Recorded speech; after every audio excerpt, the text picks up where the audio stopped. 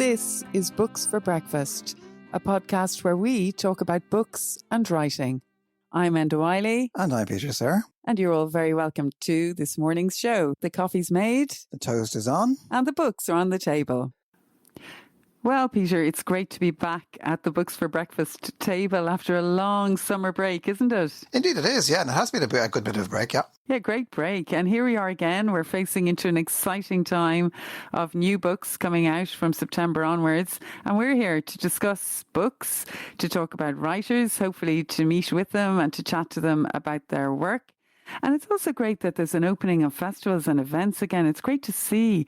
And tonight, Thursday the 16th, sees the launch of the Fingal Poetry Festival in Skerries. It's in its second year now, and it's beginning to grow and grow and grow from their base at Skerries Mills. And it's a festival which aims, they say, to present the very best of poetry to the widest possible audience. And it's going to run from Thursday the 16th tonight through to Sunday the 19th of September. It includes film poems from Kate Miller and Thomas Bretzing, poetry readings from loads of poets, Enda Coyle Green, Tony Curtis, Rita Ann Higgins, Adam Wyatt, Afric McGay. There's also going to be a bilingual reading by Cathy Niveldoon, and there'll be poetry treasure hunts and performances for all ages, for children and adults. So it sounds really good, Peter. Yeah, it sounds like a colourful, lively poetry festival, and of course we're both looking forward to reading there too on the last night. It's Sunday the 19th of December. Sorry, it's September. I'm looking too far ahead. 19th of September. Obviously, we're out of practice. Or at least I'm out of practice here. At 6 p.m. It's in the Mills in Skerries, and thanks to the festival directors Enda Coyle Green and Ernestine Woolgar for inviting us along. Yeah, it's really nice of them, and I can't wait to go on. It'll feel nearly like a bit of a summer holiday, late summer holiday, mightn't it, Peter? Going to Skerries. Off to Skerries for the holidays. I know. Yeah, it'll be a big adventure. So I'm going to bring my bucket of spade and my poems, of course. So really looking forward to anybody who feels like coming along on that Sunday night. And of course, do go to those other events if you're close to Skerries. It's going to be great. Indeed. And you mentioned there's lots of new books coming out that you're looking forward to reading. So any that you'd like to mention? Well, yeah, there are so many great books coming out that I'm reading, but I'm also looking forward to reading in the coming weeks. There's John McKenna's collection of short stories just out from New Ireland. It's called We Seldom Talk About the Past. I've Alana Hopkins's memoir of Aidan Higgins, which I'm reading through and really enjoying. And then, of course, there's Colm Tóibín's The Magician. I went into a bookshop recently and I said, can I have it? And he said, oh, you're too early. It's coming out on September the 23rd. So I am actually looking forward to that. That's the one about Thomas Mann, isn't it? Yeah, and actually, coincidentally, we bumped into Colm Tóibín over the summer. We were just walking around Merrion Square. Do you remember, Peter? And we had a chat with him, and he was saying, yeah, it's coming out, and it is about Thomas Mann. It's called The Magician. Gives a kind of an intimate portrait of the very complex literary figure Thomas Mann. And apparently the title came about because Thomas Mann's children called him the Magician because of his kind of uncanny ability to create illusion through his art. And I'm looking forward to this book because I think it's kind of going to be a fictional biography, and it's Colm Tóibín imagining what may have been going on behind the scenes in Thomas Mann's own kind of magic show. It's supposed to be quite a breathtaking span as well of life in the 20th century, so it should be one to watch out for. Yeah, indeed, it covers about 60 years in the kind of Mann household, yeah. Yeah, it'll be interesting, yeah. And another book, Peter, that I'm looking forward to reading is The Pages by Hugo Hamilton. It's just out from Fourth Estate. And in fact, I want to thank you because you bought it for me as a gift. Always nice to get books as gifts, the best kind of gift. Yeah, not least because I've always been a big fan of Hugo's works, the novel, and during The Speckled People as well, the kind of work of autobiography about his own kind of upbringing, kind of mix of German and Irish kind of background. What's the new one about? Yeah, well, it's good you mentioned The Speckled People there. What an absolutely beautiful memoir, one of his 2 memoirs he's written. Yeah, I've also loved Hugo's writing for years. In fact, he's one of the first writers I ever met, as he lived very close to where I grew up in Glenageary, and I remember as a teenager seeing him walking around, and one Saturday morning I opened the Irish Times and there was a short story by Hugo Hamilton in it, and I remember going up to him in our local newsagent and saying, excuse me, are you Hugo Hamilton? I really liked your story today in the Times. And I'd say he really enjoyed that, this teenager telling him how good he was. But yeah, he's a skilled writer. He's written 9 novels, short stories, stage plays, 2 memoirs, as I said. And this book, The Pages, which you were just asking me about, it's unusual because it has as its narrator a book itself, which is a very very novel, excuse the pun, approach to a story. And the book is Joseph Roth's masterpiece, Rebellion, about a barrel organ down on his luck, and it tells the story of really the book, and it tells the life of its Austrian Jewish author and the Nazi book burnings that took place, and it also covers Roth's own love for his wife, Friedrich, which was she's kind of a troubled woman, and the mental institutions where the Holocaust started off. So there's also a young German-American woman in the book. It's there's a thriller element to this book, a mystery to the book, and I love mystery and thriller elements in books, so I'm looking forward to that too. And indeed, apart from books coming out, that we're looking forward to. I know you've been busy reading over the summer, and I know one of the books that you've been thoroughly enjoying is a book by Lucia Berlin. Can you tell us a little bit about that book and why you liked it? Yeah, and actually thanks, Peter, for asking me about this. I've been carrying this book around all summer with me, A Manual for Cleaning Women. What a brilliant title, by Lucia Berlin, with an excellent foreword by the writer Lydia Davis. And I was talking earlier there about being gifted books. I felt very lucky to be given this to me by my friend Bernadette Larkin, another great reader. She gave it to me. It's a total gem. I'd never read it before. You kind of enter an itinerant world in this collection. It's a world of laundromats, of motels, of bars, of hospitals, of schools. And it says on the back of the book, actually, that for over 50 years, she's been one of America's best kept secrets, celebrated by readers in the know. And I feel very lucky now to be a reader in the know. When you're reading this book, you travel. That's what I really love about it. You're in Chile, you might be in New Mexico, you might be in the southwest of America. She could be compared to Raymond Carver, another writer that I absolutely love, because she does make brilliant stories out of ordinary lives. But I think Carver and her, they both have their own unique ways of writing, and they both stand out on their own. So I just think she stands out. She's an individual like Carver. And like Carver, her life was ravaged by alcohol, sadly, and she also suffered great pain from scoliosis, a condition she had throughout her life. So she's good at writing about pain, poverty, humiliation, degradation, and that all sounds so miserable, but she writes with such great eloquence and wit, and sometimes they're really funny as well. So I think also you've seen me carrying this book around the house and on the beach and everywhere we've gone this summer, because it's a slow read. I've had it with me all summer, and I quite like reading books slowly, because particularly in this beautiful book, A Manual for Cleaning Women by Lucia Berlin, each sentence is a superb unit, and I think it demands attention, because this is such vital writing. And many of the stories are based on her life. She said, I exaggerate a lot and I get fiction and reality mixed up. But I don't actually ever lie, she says, and I quite like that. Her life was rich, it was varied.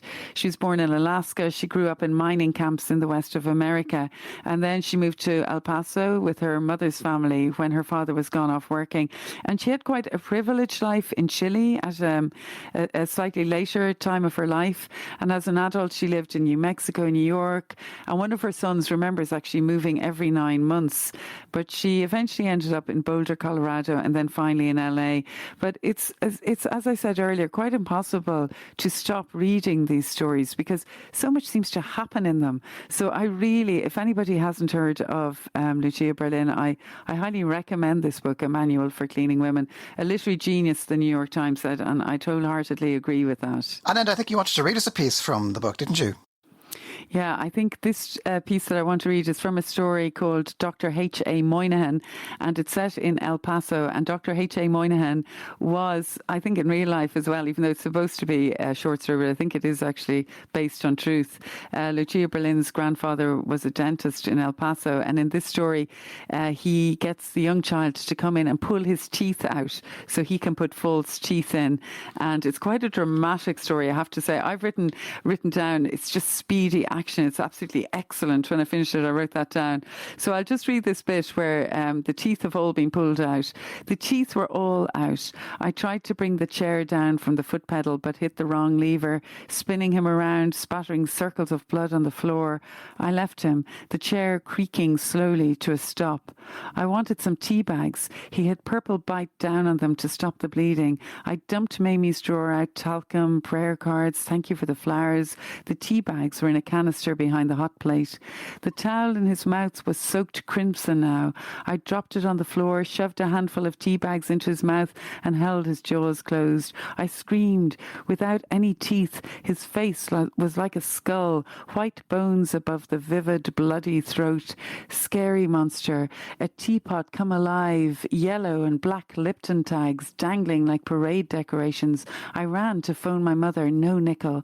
I couldn't move him to get to his pockets. He had wet his pants, urine dripping onto the floor. A bubble of blood kept appearing and bursting in his nostril. The phone rang. It was my mother. She was crying. The pot roast, a nice Sunday dinner, even cucumbers and onions, just like Mamie. Help, Grandpa, I said, and hung up. He had vomited. Oh, good, I thought, and then giggled because it was a silly thing to think oh, good about. I dropped the tea bags into the mess on the floor, wet some towels and washed his face. I opened the smelling salts under his nose, smelled them myself, shuddered. My teeth, he yelled. They're gone, I called, like to a child. All gone. The new ones, fool. I went off to get them. I knew them now. They were exactly like his mouth had been inside. He reached for them, like a Juarez beggar, but his hands shook too badly. I'll put them in. Rinse first. I handed him the mouthwash. He rinsed and spat without lifting his head. I poured peroxide over the teeth and put them in his mouth. Hey, look, I held up Mamie's ivory mirror. Well, dadgum, he was laughing. A masterpiece, Grandpa. I laughed too, kissed his sweaty head. So there you go. Isn't that an amazing story? A young child pulling out her grandfather's teeth. That is a great recommendation. Just give us those details again. And Lucia Berlin. Yeah, it's called A Manual for Cleaning Women, a superb collection of short stories, and it's published by Picador. But Peter, listen, I've been going on about a book I love, but I know that you've been really enjoying a poetry book recently by one of the finest of poets, Iain Crichton Smith. And this book is called Deer on the High Hills. It's his selected poems, isn't it? And it's edited by John Greening, and it's published by Carcanet in the UK, a fantastic publishing house. Would you tell us a little bit about that, about the book and about him, because I know a lot of people listening may not be too aware of this poet, Iain Crichton Smith. Yeah, I mean, I hope they are, because or will be, or might be, because I think he's a great poet. He's one of the best kind of Scottish poets of the 20th century, I think, and he was born in 1928. He died in 1998. I actually met him once when he was giving a reading in the Irish Writers' Centre with Michael Longley and R.S. Thomas, which is an amazing reading. And we spoke in Irish, or I spoke in Irish, and he answered me in Gaelic, because he was also, he was a Gaelic speaker, I should say, and he wrote in Gaelic as well as in English. And he was born in Glasgow, but he was brought up on the island of Lewis. And the Gaelic poet Derek Thompson actually grew up in the same small town in Lewis as he did himself. So English was his second language, but he wrote a lot more in English than in Gaelic. But he also translated Stordy MacLean, for instance, into English. He went to Aberdeen. He took a degree in English there. He also wrote novels and stories, but I suppose it's as a poet that I would know him best. Yeah, I mean, that's incredible. Was that your time, Peter, when you were director of the Irish Writers' Centre? You invited him over. Yeah, sure, yeah. That's amazing. I don't think I did. I think it was something organised by the British Council, as far as I remember. But what an amazing combination, Michael Longley and R.S. Thomas. Do you remember that time, Peter, when there was a knock at the door and into the Writers' Centre foyer stepped a man who asked, was Dennis O'Driscoll anywhere to be found? And we all said, are you R.S. Thomas? Do you remember that? That was quite funny, sure. Wasn't it? Anyway, that's great that you're talking about Iain Crichton Smith. And wasn't there a collected poems of his a few years back as well, Peter? Yeah, there've been a couple. I mean, there was a collected poems back in 1992. In fact, I think I even remember reviewing it when it came out. But there was also a new collected poems that came out in 2011, which is big chunky book, and it's one of my own, I suppose, treasured books. Along with a selected poems that came out from Carcanet in the 80s, which was kind of a slim sort of collection. But I think I always think there's always room for selected poems. I mean, I'm a great reader of selected poems in general, because I suppose I greatly appreciate when someone goes to the bother of curating a poet's work, or sifting through it, or deciding what the essential kind of achievements are, and maybe bringing back into focus poems that the poet him or herself might have despised. And so one of the reasons that John Greening, who edits this book, gives for this selection is that he wants to remind people of the achievement, and he feels that Iain Crichton Smith has maybe slipped off the radar a little, and I think that is a bit true. I mean, often when people think of Scottish poets of that generation, they'll think of, Norman McCaig or Edwin Morgan or George Mackay Brown, and maybe Smith's kind of ironic in a way, but maybe his own very prolificness had something to do with that, in that the very diversity can cloud the view of the central preoccupations and achievement. And he was such a prolific poet. I mean, he wrote in Gaelic as Ian McGowan, as I said earlier, and as well as English. And he was a speedy writer. And it's a funny kind of thing that John Greening says in the afterword to this book. He famously reviewed 26 crime novels in a single weekend, and his own classic Consider the Lilies was apparently the work of a fortnight. Even before he took early retirement from teaching, he was writing compulsively the 12 novels in English and Gaelic, a similar number of short stories, plays for radio, stage, translations, innumerable poems. These came thick and fast, were seldom revised because he'd rather throw away a poem and start on something else. And when he gave poetry readings, he rattled through them as if he was keen to get the next bus back to Argyll. And I saw that David Wheatley in a recent review told a story of, I think it was Norman McCaig saying, "What's wrong? I wonder. It's been several days since the last collection from Crichton Smith. There must be something up." So anyway, that's the kind of, and I love that kind of thing of, he kind of threw poems out in a way, and he wasn't kind of a fussy sort of writer in a way. He didn't believe in kind of revisiting the work. So there is something. Yeah. Oh, I love that. Yeah, I love that. Yeah, I love that idea of the energy and the force. And if he's reading, rattling it off, it'd be great to go to a poetry reading like that, because it means that it'll be very quick and speedy. Isn't that right, Peter? Yeah, well, he didn't always do himself justice. I think that was part of the problem. But he could be very good and very funny as a reader as well. But I've always had his poems close at hand. I've often brought. I have several kind of editions of a hardback collected poems that I always bring with me, because I just love to open them, and the sheer variety of the poems is one of the things I value about. You were talking there about Greening saying that he might have gone off the radar. I hope that a book like this brings him back on the radar again. But what kind of things does he talk about? What subjects are close to his heart? Well, I mean, there are poems about a lot of poems about his pretty dark Calvinist heritage. Growing up on the island of Lewis, where there wasn't much time for artistic pursuits. And again, John Greening tells a story about him as a boy being reprimanded by his mother, who was a Free Church fundamentalist, for making model hens. Why would you make wooden hens when the Lord has made real ones? You can almost imagine the kind of Taliban approving. But they had no, he says, for instance, here they have no time for the fine graces of poetry, or he resists the forces that would cure life of itself, he says in another poem. And there's lots of poems like that where he pits the darkness and, if you like, the glum religiosity of his childhood against the light and the imagination and creativity. And sometimes he creates his own alternative religion.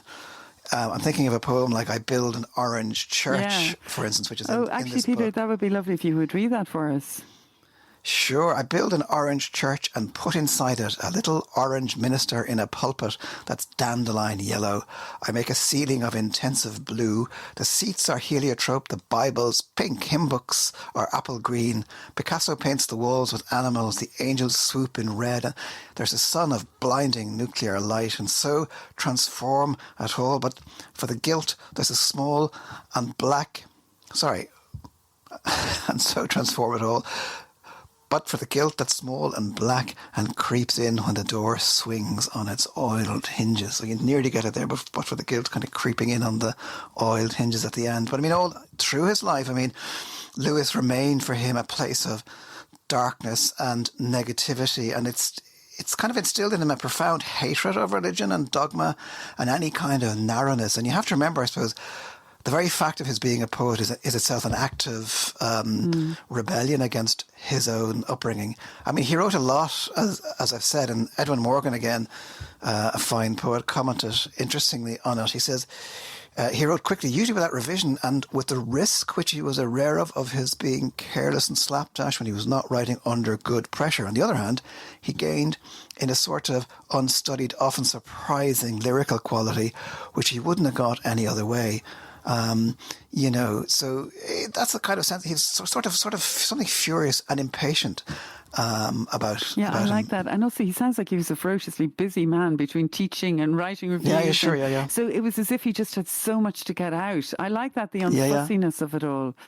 So what about then the title poem, Deer on the High Hills? Yeah, I mean, the book is called Deer on the High Hills, Selected Poems. And of course, Deer on the High Hills is one of his masterpieces, I think, really. It's a poem.